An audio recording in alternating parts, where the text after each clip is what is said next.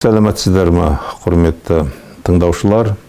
Бүгін біз панкреатит деген ауруменен сіздерді таныстырамын. Панкреатит бұл ұйқы бездің қабынуы. Ұйқы безді білесіздер өздеріңіз.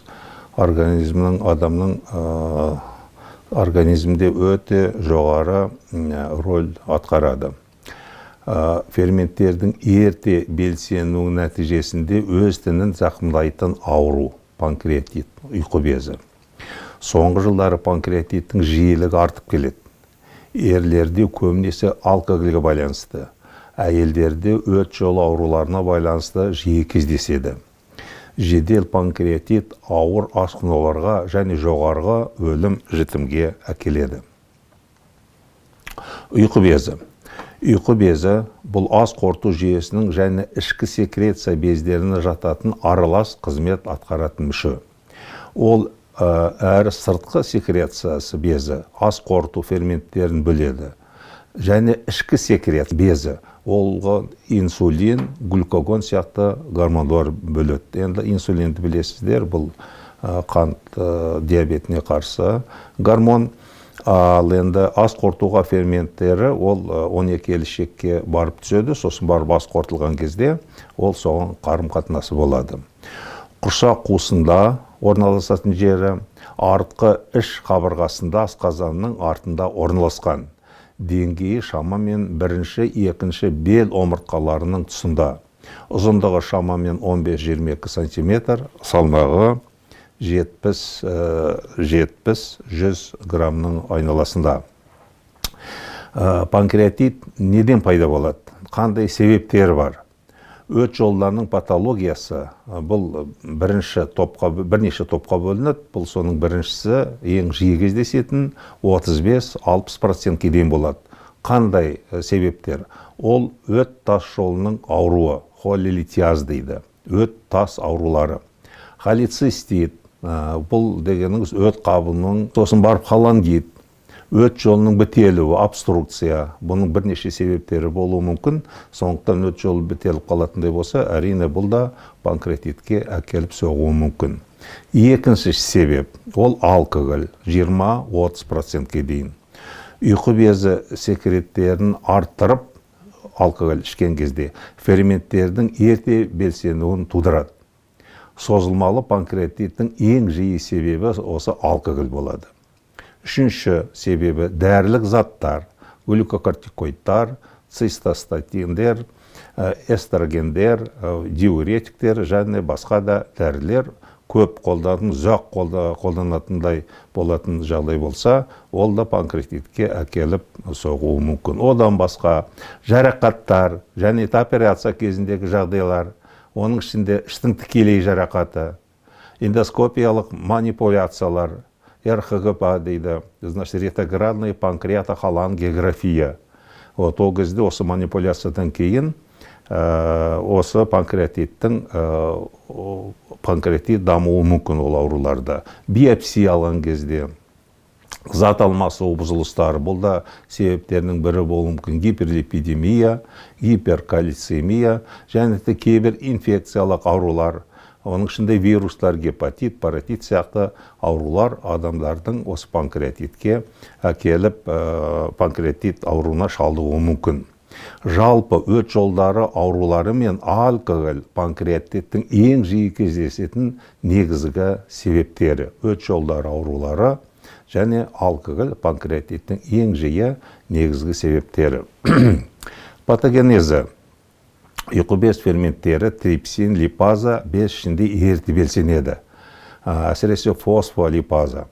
Екінші ферменттердің әсерінен өз тінін қорыту, аутолиз жүреді. Ол өзінің клеткаларын, ткандарын, тінін өздері аутолиз жасап, соны қорыта бастайды. Қабыну медиаторлар бөлінеді. Ісіну одан пайда болады. Қан тамырларының өткізгіштігі артады. Одан басқа некроз ошақтары дамиды, панкренекроз дейді. Бұл өте асқыну, өте үлкен асқыну, қатерлі асқыну. Сондықтан бұл панкренекроз дейді. Жүйелік қабыну реакциясы, бұл жалпы организмнің реакциясы, сирс. Шок, көп ағзалы жеткіліксіздік пайда болады бұл ауруда. Панкреатит болады жедел және созылмалы. Жедел панкреатит қандай клиникасы болады? Ісінеді, бөлінеді, ісінуі. Ұйқы без тек ісінеді, құрылымдық бұзылыс болмайды, органикалық өзгеріс болмайды. Ауру жеңіл өтеді және асқынусыз адам жазылуы мүмкін. Екіншісі деструктивті панкренекроз дейді. Ұйқы без тіндерің бұзылады, тіндері некроз пайда болады, қан кетеді, абсцесс және басқа да асқынулар пайда болуы мүмкін. Өлім жітім, бұл панкренекроз болған кезде өлім жітім көрсеткіші жоғарылайды. Біріншілік панкреатит тікелей ұйқы бездің зақымдауынан дамиды. Негізгі себеп ұзақ уақыт алкоголь қолдану генетикалық фактілерді әсер етуі мүмкін. Ұйқы бездің экзогендік, эндокриндік және экзокриндік жетіспеушілері болуы мүмкін. Соның салдарынан да панкреатит пайда болады. Біріншілік панкреатит. Екіншілік панкреатит ол басқа себептерменен, басқа созылмалы аурулардың себебінен екіншілік панкреатит пайда болуы мүмкін. Клиникалық көрінісін айтатындай болса, аурудың қандай шағымдары болады науқастың? Қарын тұсты аймағында кенеттен пайда болатын және арқаға таралатын қатты ауру. Жүрек айну, тоқтаусыз құсу. Адам көп құсады, бірақ ол құсығаннан кейін жеңілдік болмайды. Ол белді айналдырып қатты ауырсыну пайда болады. Іштің кебуі, үш өтуі немесе іштің қатуы болуы мүмкін. Физикалық белгілері, көлен белгісі, негізгі белгілері көп, бірақ соның ішінде жиірек кездесетіні көлен белгісі, кіндік аймағындағы көгеру, Грейт Тернер белгісі, бел аймағындағы көгеру, іштің жоғарғы бөлігінің ауруы, қатайғана, осы физикалық белгілер панкреатитте пайда болады. Диагностикасына келетін болсақ, лабораториялық талдауда қандағы амилаза мен липазаның көтерілуі, лейкоцитоз болуы мүмкін, С-реактивті белоктың көтерілуі, калий натрий электролиттік алмасудың бұзылуы, гипокальцемия пайда болады. Ал енді аспаптық инструментальды ауруларды тексеретіндей болсақ, оның ішінде ультрадыбыстық зерттеу, ұйқы безінің ісінуін, өт жолындағы тастарды біз анықтауымыз мүмкін. Одан қалды компьютерный томография, магнитный резонансный томография, осы аспаптармен тексергенде панкренекроз, әйтпесе кисталарды біз анықтай алармыз. Бағана айтып кеткендей, ретроградная холангопанкреатография дейді, өт жолын бітелісін анықтау. Бұл өте көп информация беретін анықтау болып есептеледі. Сондықтан қазір кезде бұл жиі қолданады. Бұл тек қана диагностика емес, артынан бұл ем жолында анықтауға болады осы холангопанкреатографиядан кейін. Сосын барып, енді ультрадыбыстық зерттеу сақтастарды анықтау үшін осындай да методикаменен ауруды тексеруге болады. Қандай асқынулар кездеседі панкреатитте? Жедел панкреатиттен кейін панкренекроз, ферменттердің өстінің қорытуы, абсцесс пен флегмона. Осы панкренекрозға егерде инфекция қосылатындай болса, абсцесс пен флегмона пайда болады. Ал осы процесс әрмен қарай дамитындай болатындай болса, перитонит пайда болады. Ол некроз, сосын барып қабыну іш қуысына, жалғыз ғана сол ұйқы безінің маңайында емес, ішке де тарап кетеді, ол перитонит деп аталады іш қуысына. Одан қалды шок, токсемиялық шок дейді, интоксикация, үлкен ауыр уыттану, сусыздану. Шок дегеніңіз бұл енді өте ауыр асқыну, Сондықтан бұны емнің өзі өте ауыр болады. Өкпе, бүйрек жеткіліксіздері, енді басқа да организм реакциясы болады, сиырс дейді, бұған өкпе де, жүрек те, бауыр да барлығы әсер етеді, бауырға да әсер етеді, ол осы органдардың жеткіліксіздігі пайда болуы мүмкін. Жедел панкреатиттің емі. Әрине панкреатит міндетті түрде стационарда емделу керек. Негізгі қағида орысша айтқанда холод, голод, покой дейді. Суық іштің жоғарғы бөлігіне, ұйқы безінің аймағына мұз қойылады.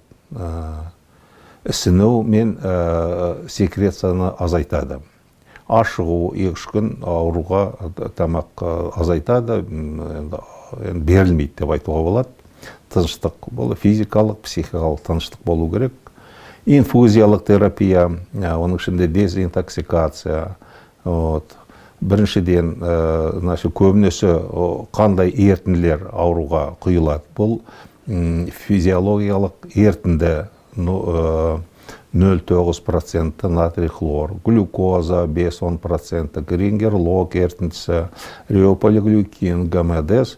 Осы ерітінділер құйылады, күніне 2-3 литрге дейін осы ерітінділерді құюға болады.